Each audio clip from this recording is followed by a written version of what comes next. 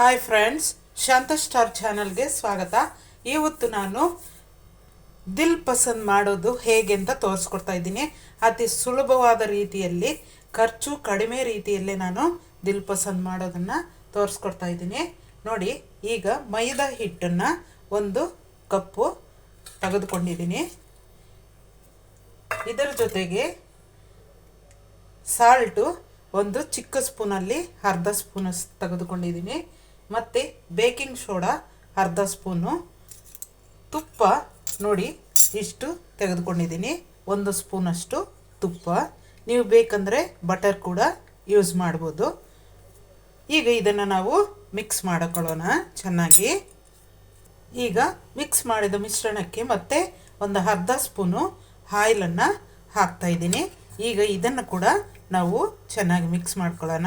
ಈಗ ನಾವು ಹಿಟ್ಟಿಗೆ ಸ್ವಲ್ಪ ಸ್ವಲ್ಪ ನೀರನ್ನು ಹಾಕ್ಕೊಂಡು ಚೆನ್ನಾಗಿ ಚಪಾತಿಗಿಂತ ಒಂದು ಸ್ವಲ್ಪ ಮೃದುವಾಗಿ ನಾವು ಸಾಫ್ಟಾಗಿ ಕಲಿಸ್ಕೊಳ್ಳೋಣ. ಸಾಫ್ಟ್ ಅಂದರೆ ಸ್ವಲ್ಪ ಸೆಮಿ ಸಾಫ್ಟಾಗಿ ಕಲಿಸ್ಕೊಳ್ಳೋಣ. ನೋಡಿ, ಈ ರೀತಿ ಸಾಫ್ಟಾಗಿ ಕಲಿಸ್ಕೋಬೇಕಾಗುತ್ತೆ. ಅಷ್ಟು ಗಟ್ಟಿನೂ ಬೇಡ, ಅಷ್ಟು ಮೃದುನೂ ಬೇಡ, ಸೆಮಿ ಸಾಫ್ಟಾಗಿ ಕಲಿಸ್ಕೋಬೇಕು. ಈಗ ಅದಕ್ಕೆ ಸ್ವಲ್ಪ ಆಯಿಲನ್ನು ಒರೆಸೋಣ. ಆಯಿಲನ್ನೇ ಒರೆಸಿ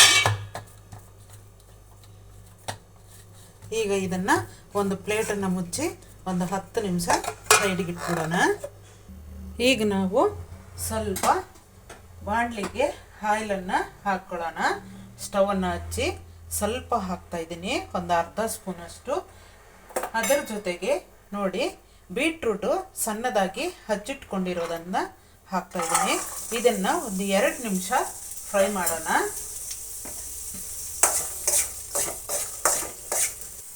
ಈಗ 2 ನಿಮಿಷ ಆಯಿತು. ಬೀಟ್ರೂಟನ್ನು ಫ್ರೈ ಮಾಡೋದನ್ನು ತೆಗೆದುಬಿಡೋಣ.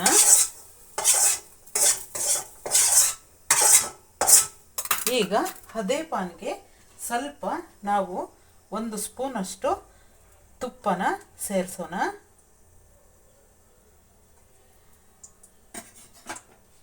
ಈಗ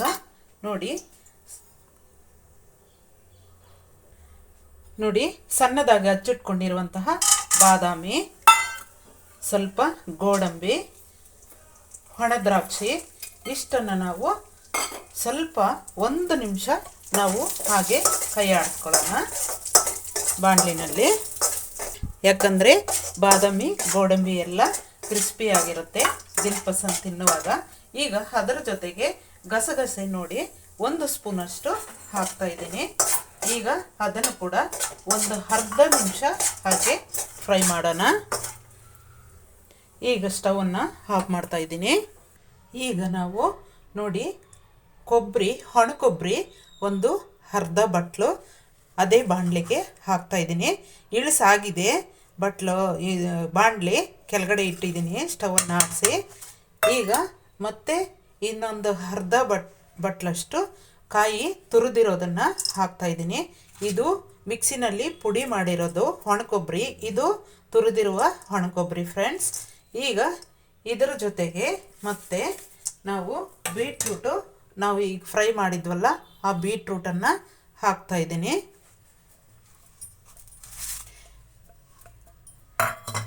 ಮತ್ತು ಒಂದು 3 ಸ್ಪೂನು ಅಷ್ಟು ಸಕ್ಕರೆನ ಹಾಕ್ತಾಯಿದ್ದೀನಿ.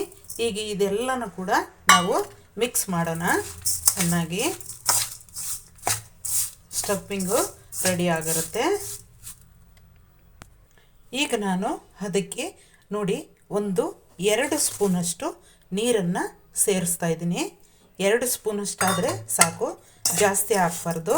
ಈಗ ಇದನ್ನು ನಾವು ಮಿಶ್ರಣನ ನೀಟಾಗಿ ಮಿಕ್ಸ್ ಮಾಡೋಣ.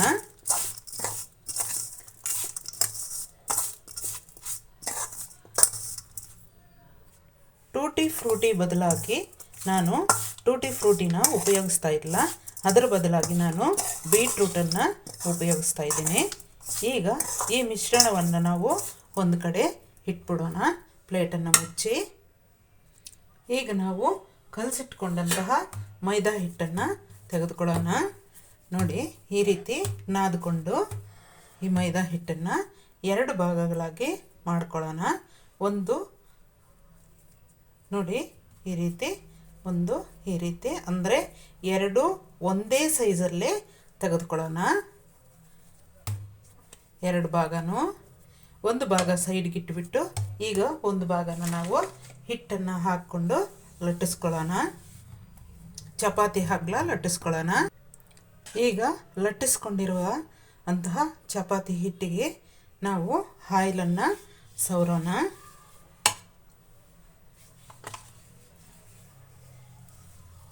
ಆಯಿಲ್ ಸವರಿದಾದ್ಮೇಲೆ ನೋಡಿ ಹಿಟ್ಟನ್ನು ಈ ರೀತಿ ಉದುರಿಸೋಣ. ಈ ರೀತಿ ಉದುರಿಸ್ಬೇಕು. ಈಗ ಇದನ್ನು ನೋಡಿ ಈ ರೀತಿ ಸಣ್ಣದಾಗಿ ರೋಲ್ ಮಾಡ್ಕೊಳ್ತಾ ಬರಬೇಕು. ನೋಡಿ ಈ ರೀತಿ ರೋಲ್ ಮಾಡ್ಕೊಂಡಾದ್ಮೇಲೆ ನೋಡಿ ಹೀಗೆ ಈ ರೀತಿ ಸುತ್ಕೋಬೇಕಾಗುತ್ತೆ. ಹಿಂಗೆ ರೌಂಡ್ ಸುತ್ತಕೊಂಡು ನೋಡಿ ಇದನ್ನು ಇದರೊಳಕ್ಕೆ ಸೇರಿಸೋಣ. ಈಗ ಮತ್ತೆ ನಾವು ಇದನ್ನು ಲಟ್ಟಿಸ್ಕೊಳ್ಳೋಣ. ಚಪಾತಿ ಹಗ್ಲ ಈಗ ನಾವು ಚಪಾತಿ ಹಗ್ಲ ಲಟ್ಟಿಸಿರೋದನ್ನು ತೆಗೆದು ಒಂದು ಪ್ಲೇಟ್ನೊಳಕ್ಕೆ ಹಾಕ್ಕೊಳ್ಳೋಣ. ಈ ರೀತಿ ಪ್ಲೇಟ್ನೊಳಕ್ಕೆ ಹಾಕ್ಕೊಂಬಿಡೋಣ. ಇನ್ನೊಂದು ಚಪಾತಿ ಹಿಟ್ಟನ್ನು ನೋಡಿ ನಾವು ಈ ಹಿಟ್ಟನ್ನು ತೆಗೆದುಕೊಂಡು ಸೇಮ್ ಅದೇ ರೀತಿಯೇ ಮಾಡಬೇಕು. ಇದಕ್ಕೂ ಕೂಡ ಆಯಿಲನ್ನು ಸವರೋಣ.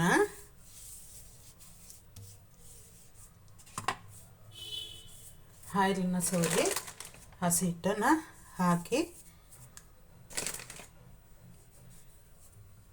ಸೇಮ್ ರೋಲ್ ಮಾಡಬೇಕಾಗುತ್ತೆ ಫ್ರೆಂಡ್ಸ್. ಯಾಕಂದರೆ ನಾನು ವಿಡಿಯೋ ದೊಡ್ಡದಾಗ್ಬಿಡುತ್ತೆ ಅಂತ ನಾನು ಎಲ್ಲನೂ ನೀಟಾಗಿ ತೋರಿಸ್ತಾ ಇದ್ದೀನಿ. ಆದರೂ ಕೂಡ ಇವೆಲ್ಲನೂ ಕೂಡ ಸ್ವಲ್ಪ ಶಾರ್ಟ್ ಮಾಡ್ತಾಯಿದ್ದೀನಿ ಫ್ರೆಂಡ್ಸ್. ಈಗ ನಾನು ಇದನ್ನು ಕೂಡ ಅದೇ ರೀತಿಯೇ ಲಟ್ಟಿಸ್ತೀನಿ ಚಪಾತಿ ಥರನೇ.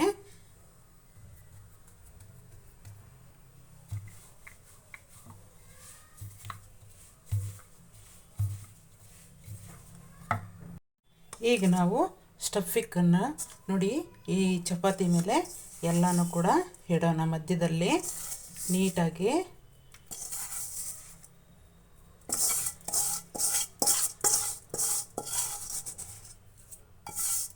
ನಾವು ರೆಡಿ ಮಾಡಿಕೊಂಡಿರುವಂತಹ ಸ್ಟಫಿಂಗ್ ಫ್ರೆಂಡ್ಸ್ ಇದು. ಈಗ ಇದನ್ನು ನೀಟಾಗಿ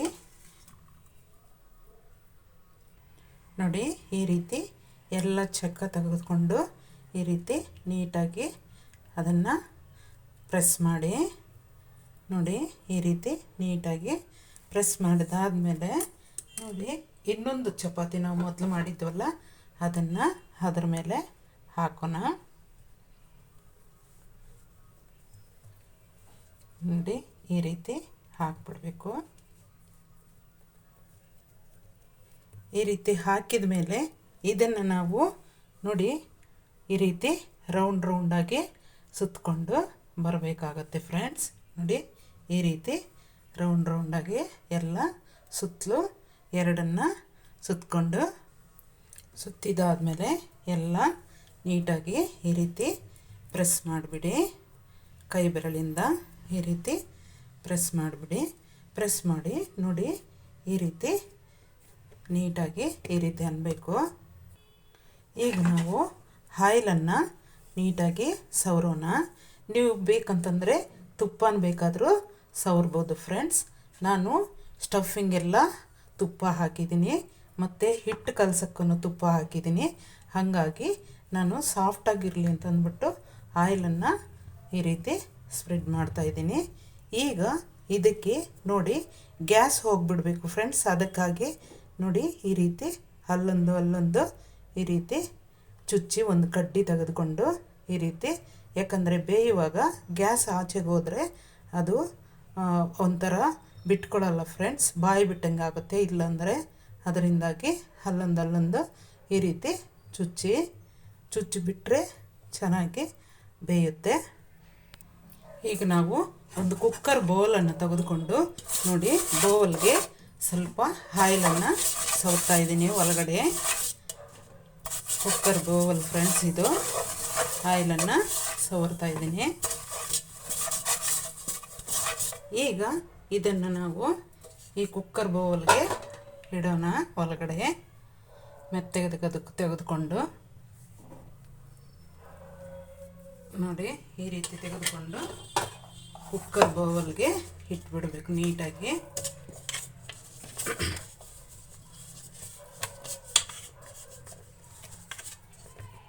ಈ ರೀತಿ ನೀಟಾಗಿ ಇಡಬೇಕು.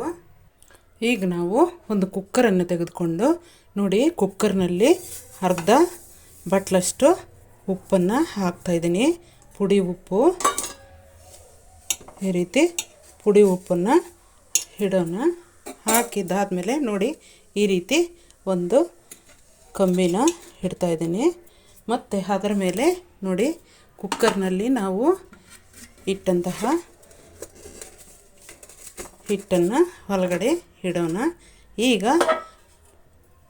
ನೋಡಿ ಇದಕ್ಕೆ ನಾವು ಗ್ಯಾಸ್ ಕಟ್ರ್ ಹಾಕ್ತೀರಾ ಲಿಡ್ಡನ್ನು ಮುಚ್ಚೋಣ ಫ್ರೆಂಡ್ಸ್.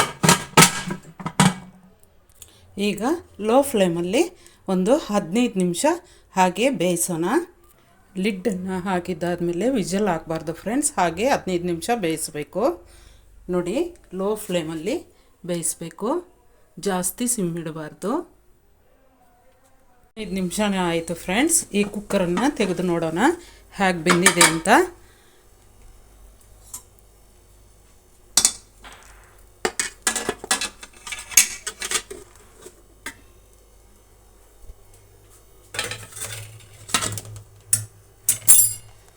ನೋಡಿ ಫ್ರೆಂಡ್ಸ್ ಈ ರೀತಿ ಬೆಂದಿದೆ. ಹೀಗೆ ಈ ಕಡೆ ತಿರುಗಿಸಿದ್ದೀನಿ. ಈಗ ಇಲ್ಲಿ ನಾವು ಸ್ವಲ್ಪ ತುಪ್ಪನ ಸವರಿ ಮತ್ತೆ ಅದರೊಳಗೆ ಇಟ್ಟು ಕುಕ್ಕರಲ್ಲಿ ಇಡೋಣ.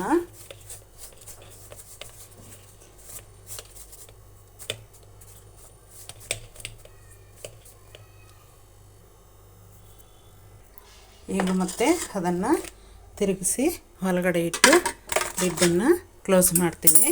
ಮತ್ತೆ ಒಂದು 20 ನಿಮಿಷ ಬಿಡಬೇಕು ಫ್ರೆಂಡ್ಸ್. ಅದೇ ಲೋ ಫ್ಲೇಮಲ್ಲೇ ಒಂದು 20 ನಿಮಿಷ ಬಿಡೋಣ. 20 ನಿಮಿಷ ಆಯಿತು ಫ್ರೆಂಡ್ಸ್, ತೆಗೆದಿದ್ದೀನಿ. ಚೆನ್ನಾಗಿ ಬೆಂದಿದೆ. ಈಗ ತುಪ್ಪನ ಸ್ವಲ್ಪ ಸವರಿಬಿಟ್ಟು ಮೇಲ್ಗಡೆ ಮುಚ್ಚಳ ಮುಚ್ಚಿ ಒಂದು 20 ನಿಮಿಷ ಇಲ್ಲ 1/4 ಗಂಟೆ ಹಾಗೆ ಬಿಡೋಣ. ಆರಲಿ ಪ್ಲೇಟನ್ನು ಮುಚ್ಚಿ. ಆರಿದ ಮೇಲೆ ನಾವು ಕಟ್ ಮಾಡ್ಕೋಬೋದು. ಪ್ಲೇಟ್ ಮುಚ್ಚಲಿಲ್ಲ ಅಂತಂದ್ರೂ ಪರವಾಗಿಲ್ಲ ಫ್ರೆಂಡ್ಸ್, ಏನಾದರೂ ಒಂದು ಬಟ್ಟೆ ಆದರೂ ಹಾಸಿ ಅದರ ಮೇಲೆ ಈ ರೀತಿ ಒಂದು ಬಟ್ಟೆ ಮುಚ್ಚಿದ್ರೆ ನೀಟಾಗಿ ಹಾರುತ್ತೆ. ಆಮೇಲೆ ನಾವು ಕಟ್ ಮಾಡ್ಕೊಳ್ಳೋಣ. ಈಗ ನಾವು ದಿಲ್ ಪಸಂದನ್ನು ಕಟ್ ಮಾಡ್ಕೊಳ್ಳೋಣ ಫ್ರೆಂಡ್ಸ್. 10 ನಿಮಿಷ ಹಾಗೆ ಬಿಟ್ಟಿದ್ದೆ. ಹೇಗಾಗಿದೆ ದಿಲ್ ಪಸಂದ್ ಅಂತ ನೋಡೋಣ. Wow, super. ನೋಡಿ ಫ್ರೆಂಡ್ಸ್ ದಿಲ್ ಪಸಂದು ಹೇಗಾಗಿದೆ ಅಂತ, ಎಷ್ಟು ಚೆನ್ನಾಗಿ ಬಂದಿದೆ. ಈ ರೀತಿ ಎಲ್ಲ ಮಾಡ್ಕೊಳ್ಳಿ ಫ್ರೆಂಡ್ಸ್. Thank you friends. ಎಲ್ಲ ಕೂಡ ಈ ರೀತಿ ಕಟ್ ಮಾಡ್ಕೊಂಬಿಡೋಣ. Thank you very much. ಎಲ್ಲರೂ ದಿಲ್ ಪಸಂದನ್ನು ಮನೆಯಲ್ಲಿ ಮಾಡಿ ತಿಂದ್ಕೊಳ್ಳಿ. ಎಲ್ಲರಿಗೂ ಶೇರ್ ಮಾಡಿ ಫ್ರೆಂಡ್ಸ್. ಮತ್ತೊಂದು ಸಲ ಹೇಳ್ತಾ ಇದ್ದೀನಿ, ಥ್ಯಾಂಕ್ಸ್ ಫ್ರೆಂಡ್ಸ್. ದಿಲ್ ಪಸಂದು ಸೂಪರಾಗಿ ಬಂದಿದೆ. ಎಲ್ಲರೂ ಮಾಡ್ಕೊಳ್ಳಿ ಪ್ಲೀಸ್. ನಮ್ಮ ಚಾನಲನ್ನು ಯಾರು ಸಬ್ಸ್ಕ್ರೈಬ್ ಮಾಡ್ಕೊಂಡಿಲ್ವೋ ಅವ್ರು ಸಬ್ಸ್ಕ್ರೈಬ್ ಮಾಡ್ಕೊಳ್ಳಿ, ಶೇರ್ ಮಾಡಿ, ಕಮೆಂಟ್ ಮಾಡಿ, ಲೈಕ್ ಮಾಡಿ ಫ್ರೆಂಡ್ಸ್. ನೋಡಿ ಎಷ್ಟು ಚೆನ್ನಾಗಿ ಬಂದಿದೆ ದಿಲ್ ಪಸಂದು. ಎಲ್ಲ ಕಟ್ ಮಾಡಿ ಇಡ್ತೀನಿ friends. Thank you friends. Dil Pasand ನೋಡಿ ಎಷ್ಟು ಚೆನ್ನಾಗಿ ಬಂದಿದೆ. ತುಂಬಾ ಚೆನ್ನಾಗಿ ಟೇಸ್ಟಿಯಾಗಿ ಬಂದಿದೆ ಫ್ರೆಂಡ್ಸ್. ಈಗ ಈ ರೀತಿ ನಾವೆಲ್ಲ ಕಟ್ ಮಾಡಿಕೊಂಡು ನಾವು ತಿನ್ನೋಣ. ಎಲ್ಲರೂ ತಿನ್ನಿ. ಮತ್ತೊಂದು ಸಲ ಹೇಳ್ತಾ ಇದ್ದೀನಿ, ಯಾರಾದರೂ ಸಬ್ಸ್ಕ್ರೈಬ್ ಮಾಡ್ಕೊಳ್ದೇ ಇರೋರು ನಮ್ಮ ಚಾನಲನ್ನು ಸಬ್ಸ್ಕ್ರೈಬ್ ಮಾಡ್ಕೊಳ್ಳಿ, ಶೇರ್ ಮಾಡಿ, ಕಮೆಂಟ್ ಮಾಡಿ, ಲೈಕ್ ಮಾಡಿ ಫ್ರೆಂಡ್ಸ್.